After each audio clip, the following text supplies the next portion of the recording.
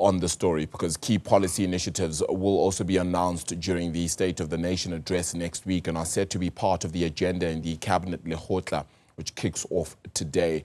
This biannual planning meeting of ministers and directors general with President Cyril Ramaphosa and his deputy will take place in Pretoria. The meeting comes at a time when, of course, tensions are boiling over between the ANC as well as the Democratic Alliance regarding key pieces of legislation signed by the President.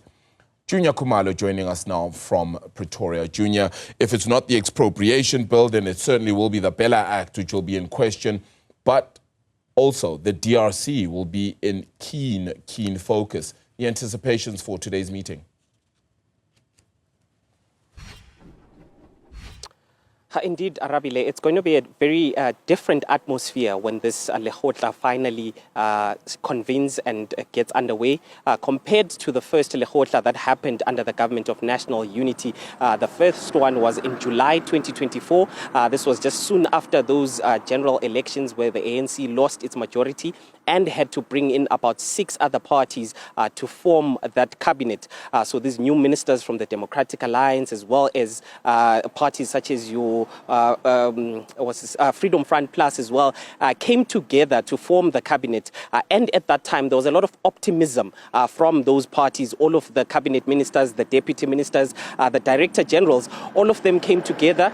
And at that meeting, the view was to basically put together all of the statements of those parties, the promises that they had made to South Africans when they were campaigning, put that into one policy that the Government of National Unity would basically try and achieve during the short and medium term as a priority of that government. Then the president went ahead and gave an address at the opening of Parliament where he outlined some of the key priorities for the Government of National Unity. These include improving unemployment, dealing with the challenges at local government level, the water crisis that we are currently seeing.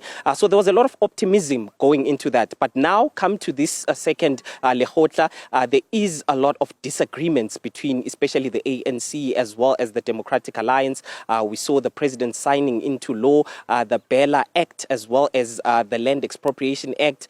This has caused a lot of divisions within the Government of National Unity, with the Democratic Alliance then lodging that dispute at the GNU, saying that they're unhappy about the lack of consultation by the president. There was supposed to be that meeting between the DA leader, John Steenhuisen, as well as President Cyril Ramaphosa last night. We understand that this meeting did not happen. So will we see those DA ministers coming to this Cabinet Lekgotla today?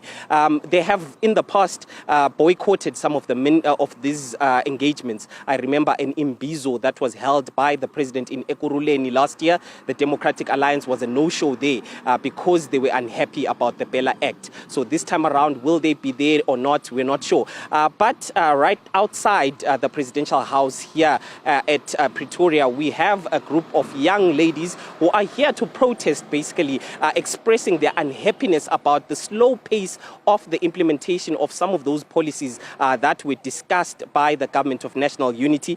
Joining me now is a campaigner at Amandla.mobi, Tlou Seopa. Thank you so much for joining us. Firstly, can you please explain to us and the viewers, what is Amandla.mobi?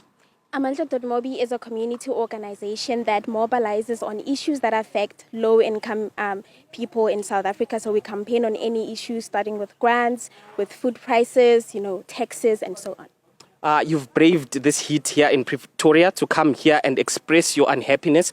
What do you want to communicate to this Government of National Unity? So we just want to enforce some of our campaign's demands that they are familiar with. Now that, the GNU is convening for the Lekgotla, we want them to keep their promises and their commitments they made on some of the interventions that they promised, like implementing the basic income grant. So during the elections, prior to the elections, we had several parties promising that they will implement. So now is the time to do that. We need decisive action.